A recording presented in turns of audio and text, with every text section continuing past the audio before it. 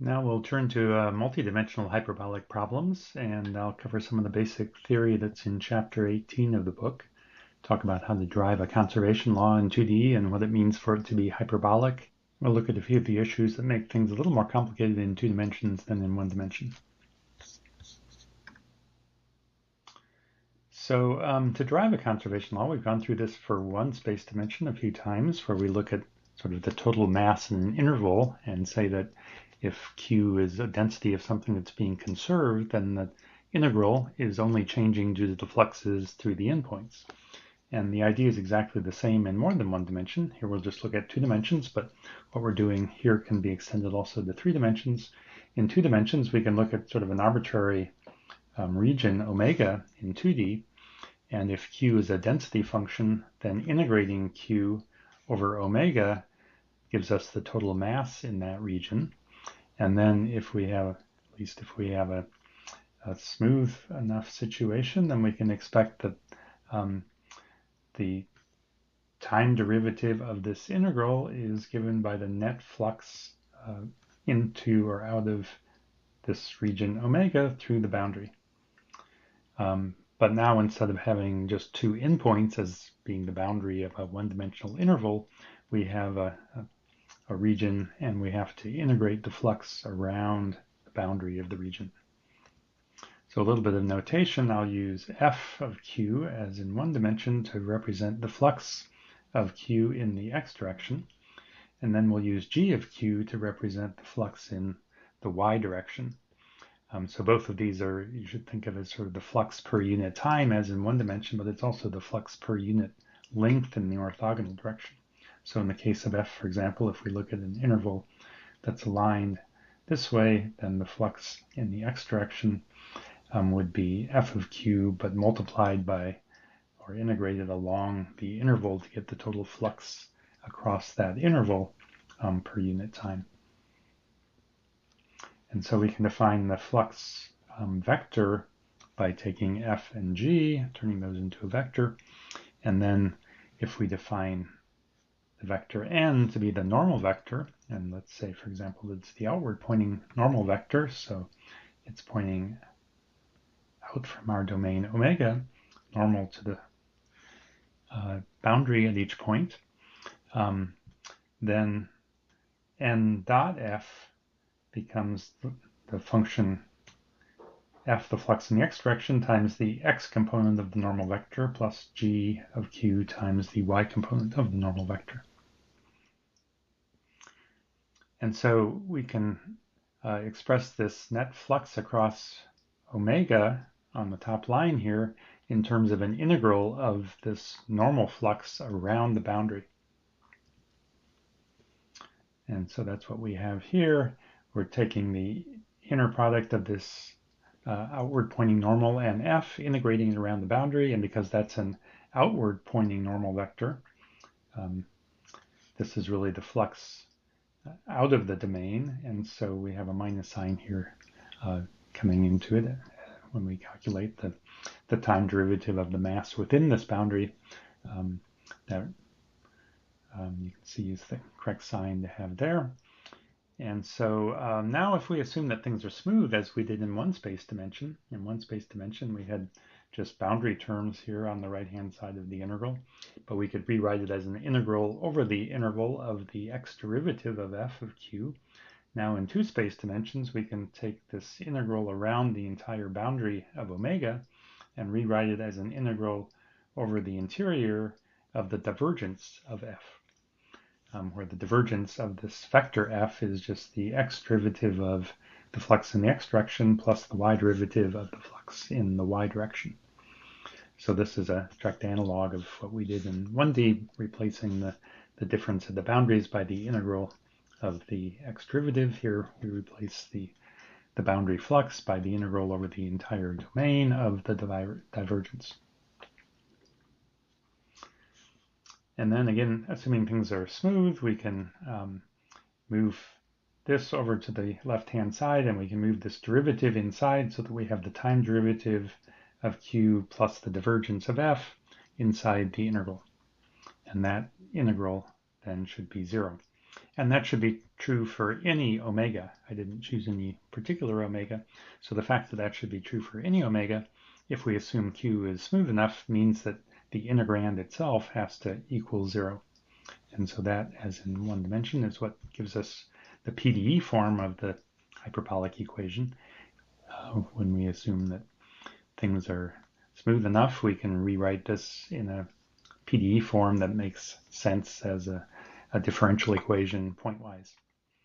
But when we look at shock waves in multidimensions, or when we develop numerical methods in multidimensions, then as in one dimension, it's often better to look at things in terms of the sort of the integral form of the conservation law. And we'll see that finite volume methods in two space dimensions can also be sort of derived in this form, where we think of the value of Q as representing a cell average over a two-dimensional cell. So it's an integral over a grid cell that now is some two-dimensional region omega, and the boundary fluxes can be used to write a finite volume method in flux differencing form, as we'll see in the next lecture. So this is the derivation of a general conservation law that gives us this PDE form. And so writing it out in terms of components, it looks like the top equation here.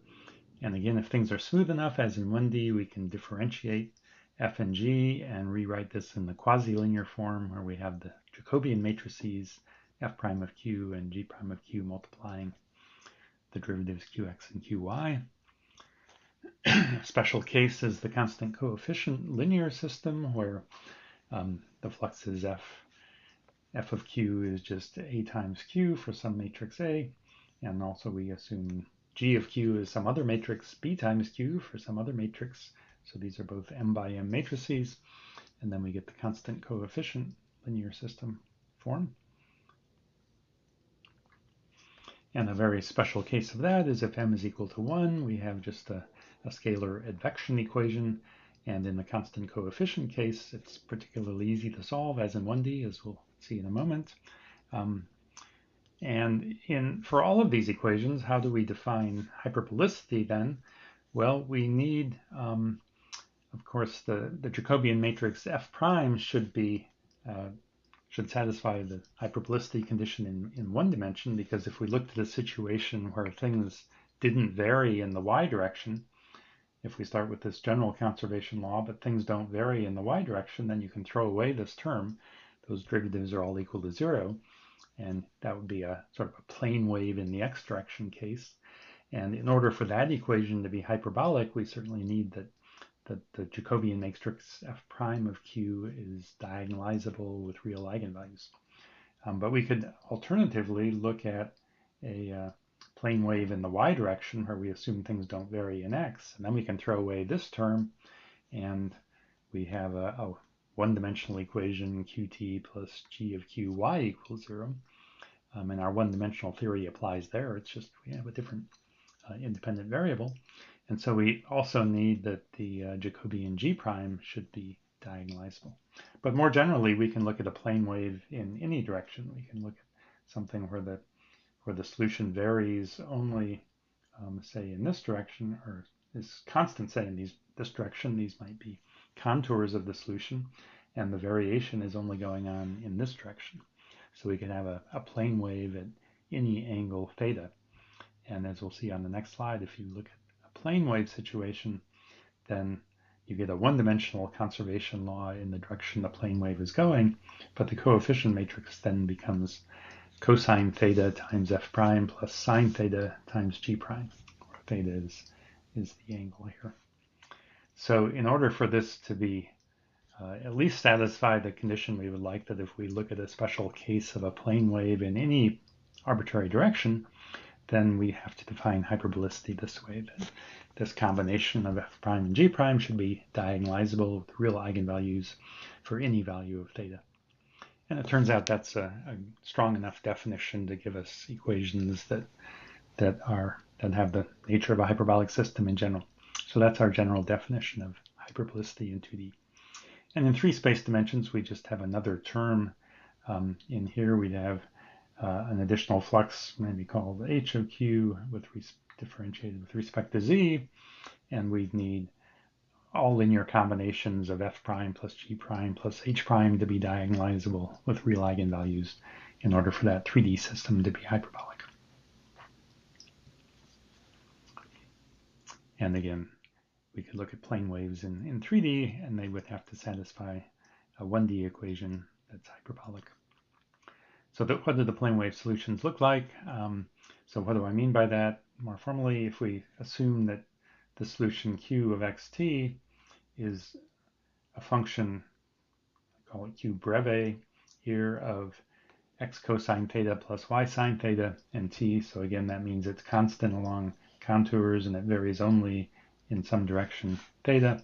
So that becomes a function of only xi and t. If xi is the distance in this direction, then you can easily work out that the x derivatives and y derivatives have this form, and so when we plug this into the two-dimensional equation, it reduces to a one-dimensional equation in the xi direction, but with a coefficient matrix that's exactly this linear combination of A and B.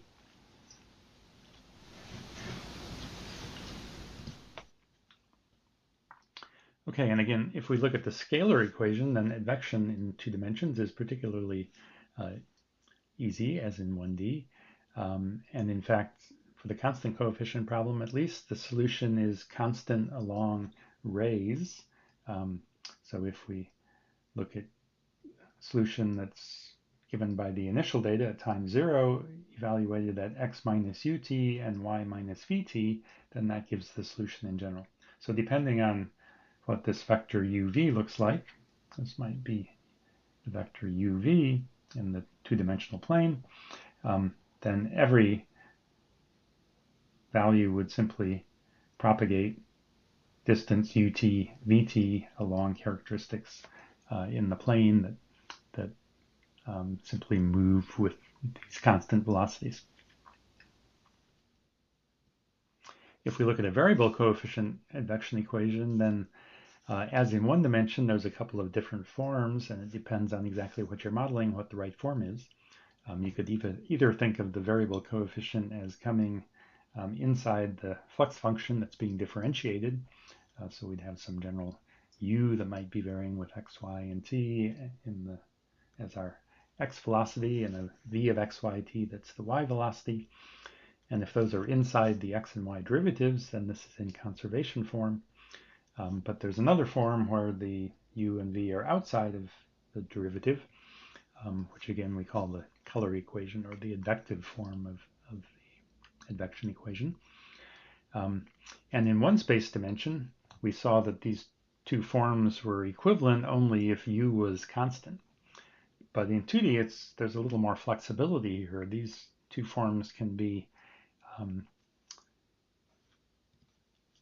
are equivalent. In fact, any time that the flow, the velocity field given by u and v is divergence free, because when we differentiate, if we differentiate this using the product rule, for example, we get ux times q plus qx times u, and here we have vxq plus qxv, and so we get the terms of the color equation, the u times qx and the v times qy. Sorry, these were y derivatives here. But then these other two terms add up to giving us the divergence of ux plus vy multiplying q. And so if the divergence is 0, then those terms drop out and we reduce to the color equation. So in particular, if you're studying incompressible fluid dynamics, then the divergence-free condition is exactly the condition that says the flow is incompressible. So if you have some given velocity field in 2 dimensions that comes from an incompressible flow, then in that case the conservation form and the color equation are equivalent. And that can make a difference in terms of how we want to solve these equations numerically. So now let's turn to a more interesting system of equations. Let's look at gas dynamics in 2 dimensions. So as in 1 dimension, we can define a density function for the mass, and then we can also define rho times u as a density of momentum. Now the momentum, rho u, is in the x direction, and we introduce another variable v for the velocity in the y direction, and so there's a momentum in the y direction that's given by rho times v. And if we look at the simple case where the pressure is depending only on rho, the simple equation of state, for example, from isothermal or isentropic flow, then we get a system of equations that's kind of a natural extension of the one-dimensional equation. If we look at the conservation of mass equation, the first equation here, we have rho t plus rho ux. That's the advection of rho in the x direction, and then we have also the rho ut and the rho u squared plus p differentiated with x coming from the 1D equations, which are the advective transport of rho u, and then the pressure term, which can accelerate things in the x direction if there's a gradient, a derivative of p in the x direction is non-zero. But then we also have the vertical velocity v and the vertical momentum rho v, and that's being transported also advectively. So we have a term in the x derivative that looks like u times the momentum rho v. And so those x derivatives are sort of a simple extension of the 1D case where we've just added also in the transport, the advective transport of rho v in the x direction.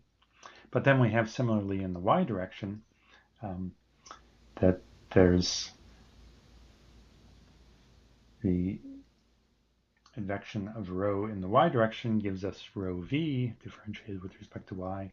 Similarly, the flux of rho u in the y direction is v times rho u, and the flux of rho v in the y direction is v times rho v. That's the advective transport.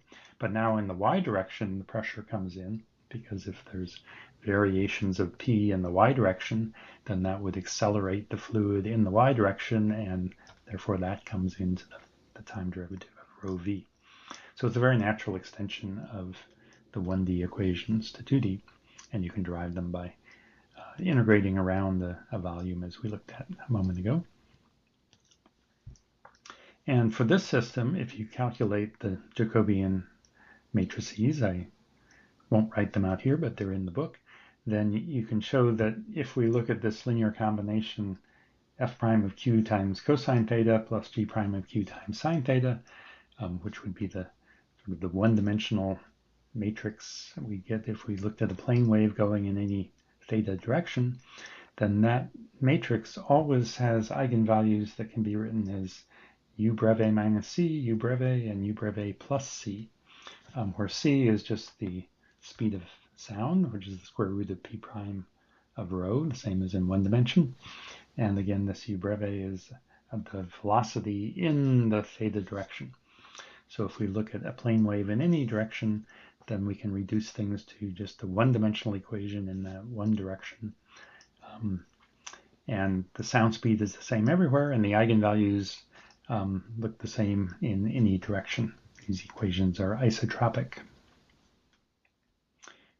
If we look at the full order equations, then we'd have an additional equation for conservation of energy, and then we'd have a system of 4 equations, so the Jacobian matrices would be 4 by 4, and so we'd pick up one more additional eigenvalue. And in this case, what we find is we still have the fact that looking at a linear combination that comes up from a plane wave in any direction always has the same set of eigenvalues as before, plus an additional one that's now just the fluid velocity in this direction, the u breve itself. And this eigenvalue corresponds to the contact discontinuity that we looked at in one dimension. But even without that contact discontinuity, that jump in rho that can propagate with the fluid velocity, we also have this other eigenvalue with the same size, same value, which corresponds to something else that's being transported with the fluid velocity. And in this case, what's being transported is the velocity in the orthogonal direction. So you can have a jump in velocity in the direction orthogonal to your plane wave in the two-dimensional case that can simply be transported along with the contact discontinuity. So here's a figure 18.1 from the book, which sort of illustrates this. And the idea here is we're looking at a plane wave in the x direction for gas dynamics in a situation where we're looking at a Riemann problem where the solution, if we look at the density, starts at some value rho L, and then it goes down. This is like a shock tube problem where the density goes down through some rarefaction wave here. These are the contours that are constant in the y direction but varying in x, and then it's constant until we get to the contact discontinuity. Then there's a jump in density there, and then there's a shock wave here, and that would take us down to rho r. And of course there's variation in the other variables as well, but the density is the one that shows up the contact discontinuity. So that would be sort of the one-dimensional structure. But in 2 dimensions, we also have, or can impose a VL and a VR, and those need not be equal. And so the arrows that are drawn here sort of indicate the value of VL and VR. So if VL is negative in the left state and VR is positive in the right state, then we have flow that's going downwards in the left state and upwards in the right state initially. And then the structure of the resulting solution turns out to be exactly the same as the one-dimensional structure, except that there's a jump in this vertical velocity, v velocity, also at the same point as the contact discontinuity. So that jump in velocity is simply being advected with the flow. The flow velocity, um, is the same on both sides of the contact discontinuity, and it's the same on both sides of this shear wave. We can think of it as a shear wave where the velocity is shearing tangent to this wave as it's moving along. And you can have an arbitrary jump in v in this orthogonal direction without it affecting the fluid dynamics at all. So of course, if we add in velocity in the u direction that might be compressing or expanding the gas, then that would affect the solution. But assuming that everything varies only in the x direction, so that these v velocities are the same for all y, then any fluid velocity in this orthogonal direction doesn't affect the structure of the waves. Of course, in practice, there's a little bit of viscosity in a gas, and so if you have a strong enough discontinuity and velocity here, you could have this interface go unstable. You can have Kelvin-Helmholtz instabilities that would cause sort of roll-up of this interface in a more physical situation. But for the Euler equations, which are inviscid, we can allow any arbitrary jump in v, and it simply propagates with the velocity of the contact discontinuity.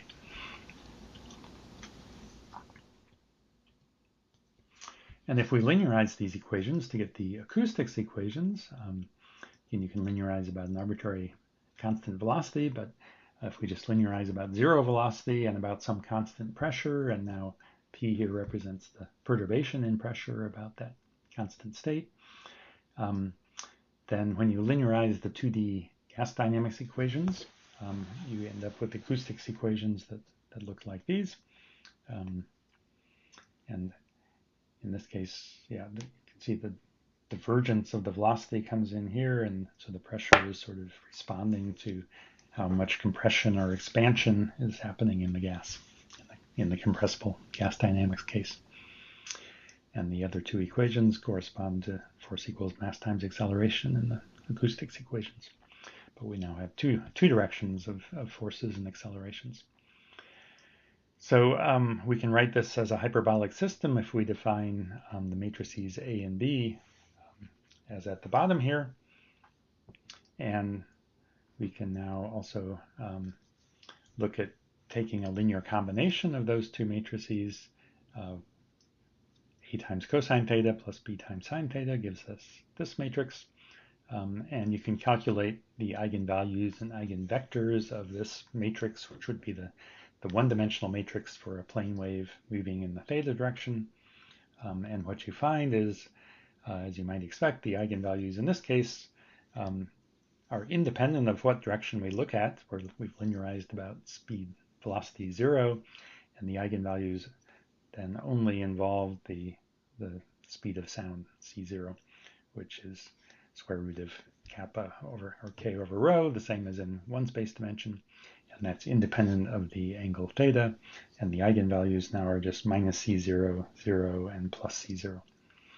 If we linearized about some other non-zero velocity, u0 and v0, then u0 would appear on the diagonal of A, and the v0 would appear on the diagonal of B, or we could look at it as adding in u0 times an identity matrix here, and adding in v0 times an identity matrix here, and then the eigenvalues would all be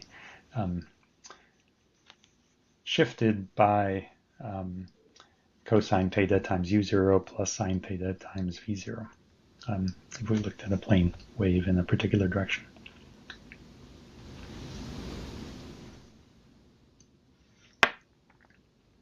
And again, as in the equations of gas dynamics,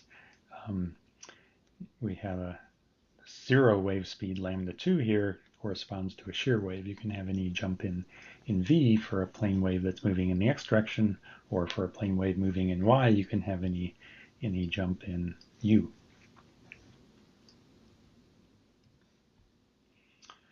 Okay, so a natural question to ask then is, can we simplify this at least constant coefficient linear problem and reduce it to a set of advection equations? We saw we could do that in 1D, and that's really the basis of solving the two-dimensional or the one-dimensional system of equations. At least for a linear system, we could diagonalize it, and so we could do everything in terms of the eigenvalues and eigenvectors of the matrix A. Well, if we have a two-dimensional system with matrices A and B, can we diagonalize this and decouple it into independent eigenvalue problems? If you start trying to do that, you can think of taking the eigenvectors of A and try to diagonalize the system using that, but the problem is that those might not be the eigenvectors of B. And unless A and B have the same eigenvectors, then there's no way to sort of simultaneously diagonalize both A and B. So in general, we cannot decouple a system into independent advection equations. So only in the case where A and B have the same eigenvectors. So if we assume that A is R lambda R inverse and B is the same R times some other diagonal matrix M times R inverse A, so the eigenvalues, the lambdas or the mu's, say, on the diagonal matrix M can be different, but you require the eigenvalues, or eigenvectors rather, to be the same so that we can define W as R inverse Q. And then if you take the system and multiply by R inverse on one side, R on the other side of each of these matrices A and B, you can reduce them simultaneously to diagonal matrices lambda and mu, and then we can decouple this into scalar advection equations. And so each of the advection equations is for a single component of W.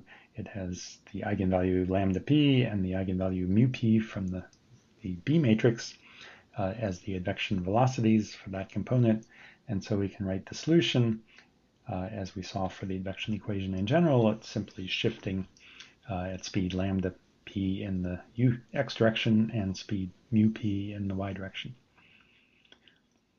And so notice that once we recombine to get Q back, we've really see that the information only propagates in m distinct directions. Whatever these lambdas and mu's are, those define only m directions that information could possibly propagate in. So we wouldn't really expect this to work for a lot of physical systems. So for example, for acoustics or gas dynamics or shallow water equations, we don't expect to be able to simultaneously diagonalize things, because if we could, that would be saying that say a sound wave is only moving in at most 3 distinct directions if we're looking at a system of 3 equations in 2D, whereas we know that in general a disturbance can propagate out as sound waves in all directions. Or if you throw a rock in a lake, the waves propagate out isotropically in all directions in the shallow water equations. So we don't expect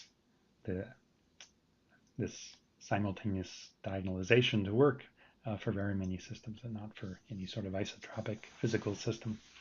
So for example, if we look at acoustics in 2 space dimensions, again, these are the equations, but now I've written down what the eigenvectors are in the r direction, or in the x direction rather.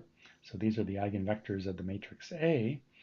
And notice they have the same form as in 1 dimension. In fact, this matrix A we can sort of partition into a 2 by 2 matrix, which is exactly the matrix for 1-dimensional acoustics. And correspondingly, this part of these 2 eigenvectors are the eigenvectors for the 1-dimensional acoustics equation. Those are sort of the 1 and 3 wave now, because the new wave that's been introduced that has a jump in v comes in as the wave in the middle, since its speed is in between the minus the sound speed and plus the sound speed. And so you can think of this as, if we solve the 1-dimensional equation in x, then we'll get waves in p and u that satisfy the 1-dimensional equations. But if we look in the other direction, in the b direction, then in this direction, it's p and v that are varying in a plane wave moving in the y direction if it's an acoustic wave. And so it's the u component that we sort of have to throw out in order to recover 1-dimensional acoustics. And so if you cross out the second row and column here, then you see sort of the matrix again appearing for the 1-dimensional acoustics, same as that matrix up here. But it's now involving the p and v component, and the u component is the one that's simply being carried along with changes in v. So these 2 matrices have different sets of eigenvectors, and so there's no way to simultaneously diagonalize them.